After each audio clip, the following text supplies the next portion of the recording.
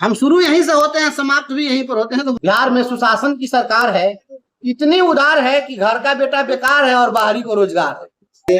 हम चंद्रगुप्त भी बनाना जानते हैं और मिट्टी में मिला देना भी, इसलिए गुरुजन जो चाहेंगे वही होगा। सर, अचानक से शिक्षा विभाग में कई फरमान जारी होते हैं, चाहे के पाठक हो या ऐसे सिद्धार्थ हो। कुछ चल रहा होता है और बीच में उनका एक फरमान आ जाता है और शिक्षक परेशान हो जाते हैं। क्या इस तरह के फरमान जारी करने से पहले सदन में इस पर विचार करने के प्रावधान है कि नहीं है? एक चीज मैं आपको बताता हूँ, हमारा सिस्टम कहाँ फेल कर गया। अब जो व्यक्ति, आप पहले मैं आप ही से शुरू करता हूँ, उदाहरण देता हूँ कि अभी के समय में एक बड़ा सस्ता चल गया है ट्रेंड कि कोई भी व्यक्ति आता है ऐसा ही माइक खरीदता है और माइक लेकर कोई इंटरव्यू लेने किसी के पास चला जाता है। एक बहुत सस्ता ट्रेंड चला हुआ है, सब कोई यूट्यूबर बन गया, सब कोई पत्रकार बन गया, सब कोई पत्रकारिता शुरू कर दिया। लेकिन जिसने मास कम्युनिकेशन की डिग्री नहीं ली है, क्लासरूम में जो नहीं पढ़ा, संभव हो आप में से कोई होंगे, बुरा मत मानिए, तो जो कोई भी क्लासरूम में उसके लिए प्रॉपर तरीके से ट्रेनिंग नहीं लिया, उसको पढ़ा नहीं है, तो निश्चित रूप से वह पत्रकारिता को बेहतर तरीके से नहीं कर सकता है। तो शिक्षा को संभालने के लिए किसी भी व्यक्ति को तभी उस पद पर बैठाया जाना चाहिए जो व्यक्ति कहीं ना कहीं से शिक्षक रहा हो, शिक्षा क्षेत्र में जिसकी उपलब्धि हो, जिसका कार्य हो, जिसका कोई रिसर्च। और कृषि विभाग को संभालने वाला व्यक्ति अगर शिक्षा संभालने आ जाएगा और शिक्षा को संभालने वाला व्यक्ति अगर कृषि संभालने चला जाएगा तो सब गड़बड़ हो जाएगा। तो शिक्षा विभाग में जितने भी पदाधिकारी आते हैं, हमारे एसीएस साहब राज्य के जो अपर मुख्य सचिव हैं, वो IITN है, एक अच्छे इंजीनियर हो सकते हैं, IIM है, बहुत अच्छे बिजनेसमैन हो सकते हैं, वो पायलट में है, बहुत अच्छी फ्लाइटें उड़ा सकते हैं। लेकिन शिक्षा विभाग के फ्लाइट को वो नहीं उड़ा सकते हैं। शिक्षा विभाग को फ्लाइट को उड़ाएगा वही व्यक्ति जो एमएड होता, जो व्यक्ति शिक्षा क्षेत्र में जिसके पास में डिग्रियां होती, जो कभी काम किया होता शिक्षा क्षेत्र में। तो आज शिक्षा विभाग में कोई भी पदाधिकारी ऐसा नहीं है जो कभी शिक्षक रहा हो, शिक्षा क्षेत्र में किसी का कोई उल्लेखनीय योगदान हो। तो ये लोग आएंगे तो क्या होगा, अब आप जाएंगे और सीधे बच्चों से जाकर के कहेंगे, देखेंगे कि कोई बच्चा को शिक्षक खेल खिलवा रहा है, आप कहेंगे कि आप खेल खिलवा रहे हैं, तो आपको क्या पता है कि हम खेल विधि से भी पढ़ाते हैं, हम प्रदर्शन विधि से पढ़ाते हैं। आप तो कल व्याख्यान विधि जानते हैं, हम प्रश्नोत्तरी विधि जानते हैं, हम प्रदर्शनी विधि जानते हैं, हमारे पास में ढेर सारे टीचिंग मेथड्स हैं। तो जो व्यक्ति जाना नहीं, टीचर ट्रेनिंग नहीं लिया, उसको क्या पता है कि ये शिक्षा जो है एक तकनीकी विषय है। और यह फेलियर इसी कारण से हो जा रहा है क्योंकि जो लोग भी शिक्षा को संभाल रहे हैं उनको शिक्षा की समझ नहीं है। शिक्षा की समझ होगी तभी। जो कभी खेती नहीं किया, एयर कंडीशन में बैठ के वातानुकूलित कमरे में प्लानिंग बनाया खेती करने का, तो क्या होगा, सब फेल कर जाएगा। दिक्कत नहीं। अभी म्यूचुअल स्थानांतरण की बात चल रही है, क्या यह पहली बार है कि इसके पहले भी इस तरह से स्थानांतरण हुआ है? हम तो कहते हैं एसीएस साहब को कि आपने जो व्यवस्था जो शुरू की है, मुझे लगता है कि न भूतो न भविष्य, ऐसा कोई पूर्वोदाहरण नहीं मिलेगा कि कोई डिपार्टमेंट अपने एम्प्लॉय को कहे कि आप अपना ट्रांसफर अपने से कर लीजिए।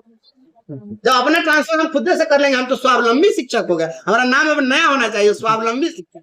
अपना ट्रांसफर खुद कर लेंगे भाई, ऐसा होता है। बहाली कोई अपने से बहाली कर ले, तो कोई अपनी बहाली अपने से कर ले, अपना ट्रांसफर अपने से कर ले। हम लोग प्रमोशन मांग रहे हैं तो उसको स्वावलंबी बना दीजिए, अपने से अपना प्रमोशन कर ले। ऐसा होता है कहीं, ऐसा कहीं चलने वाली बात है? अधिकतर आपके विभाग, आपके आने से पूर्व यहाँ पर धरना प्रदर्शन जारी था कि बदमाशी सर आएंगे, हम लोग का पश्चिम में जितने शिक्षकों का समस्या है, शिक्षक कर्मी का समस्या है, उसको सड़क से सड़न तक सिखाएंगे। क्या भरोसा कायम रहेगा आपको? हम इसका सिवा करते क्या है कि भरोसा कायम करने की जरूरत कहाँ है? इसी से भरोसा है और इसी पर भरोसा है और यहीं तक भरोसा। हम शुरू यहीं से होते हैं, समाप्त भी यहीं पर होते हैं। तो भरोसा क्या है? हम सो करके जगते हैं तो शिक्षकों की समस्या को लेकर, और रात को सोते हैं तब तक शिक्षकों की समस्या को लेकर। और शिक्षकों की समस्या के साथ साथ जो शिक्षक बनने के लिए तैयार हैं, मैं उनके लिए लड़ता हूँ। राज्य के अंदर डोमिसाइल नीति लागू हो, यहाँ हमेशा से हम मांग कर रहे हैं।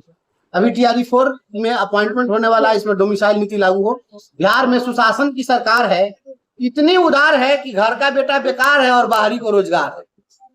तो हम इस बात को उठाते हैं कि बिहार के जो भी छात्र नौजवान हैं जो रोजी रोजगार के लिए संघर्ष कर रहे हैं, यहाँ 100% डोमिसाइल नीति लागू होनी चाहिए और बिहार की नौकरियों पर बिहार के बेटे बेटियों का पहला और अंतिम अधिकार है। और शिक्षकों की जो समस्या है वो मेरी सांसों में है। मेरी सांसें जब चलती हैं तो शिक्षकों की समस्याएं उससे स्पंदित होती रहती हैं, उन्हीं समस्याओं से मेरा जीवन स्पंदित होता है। इसलिए इसमें कहीं कुछ भी सोचने और करने और कोई सवाल करने का कोई आपका स्पेस ही नहीं बनता है। शिक्षकों से शुरू होते हैं, शिक्षकों पर समाप्त होते हैं। दूसरा चीज मेरे लिए आउट ऑफ सिलेबस है, मैं दूसरे चीजों को सीखने की कोशिश कर रहा हूँ, लेकिन शिक्षकों की समस्याओं पर हमने अभी तक जो कुछ भी किया है, जो मेरी उपलब्धियां हैं, इसी पर है। मेरा जीवन जो है एक शोध पत्र है वो शिक्षकों की समस्याओं पर। कि अनेक शिक्षक संगठन जो बेतिया में है, पश्चिम चंपारण में, सब एक मंच पर आपके आने से आ गए। मैं सभी लोगों को हृदय से धन्यवाद देता हूँ, सभी लोगों को इसके लिए मैं साधुवाद देता हूँ कि सभी लोगों ने अपूर्व स्नेह दिया है, और केवल बेतिया ही नहीं, पूरे राज्य के जितने भी हमारे गुरुजन साथी हैं, सभी लोगों का अगाध स्नेह है। और वही स्नेह है कि आपने देखा कि एक गरीब का बेटा तिरहुत में जब चुनाव लड़ने के लिए, वही अब मेरा निर्णय नहीं था, गुरुजनों का निर्णय था कि मुझे सरकार ने डिसमिस कर दिया, FIR कर दिया, तो गुरुजनों ने कहा कि सरकार को पावर था, हम आपको डिसमिस कर दिया, हमको पावर है, आंख में आंख डालकर बात करेंगे सदन में, और भेजा तो बिहार का रिकॉर्ड तोड़ दिया। इतने वोट से आज तक कोई ग्रेजुएट में नहीं जीता, इतने 11,000 मतों से हम चुनाव जीते। तो यह गुरुजनों का असीम स्नेह है, और यह गुरुजनों की महिमा है। ये लोग गुरु जी लोग जिसको चाह ले तो फिर किसी एक चरवाहे को चंद्रगुप्त बनाने की ताकत गुरु जी में ही है, इसलिए हम चंद्रगुप्त भी बनाना जानते हैं और मिट्टी में मिला देना है, इसलिए गुरुजन जो चाहे वही होगा। सर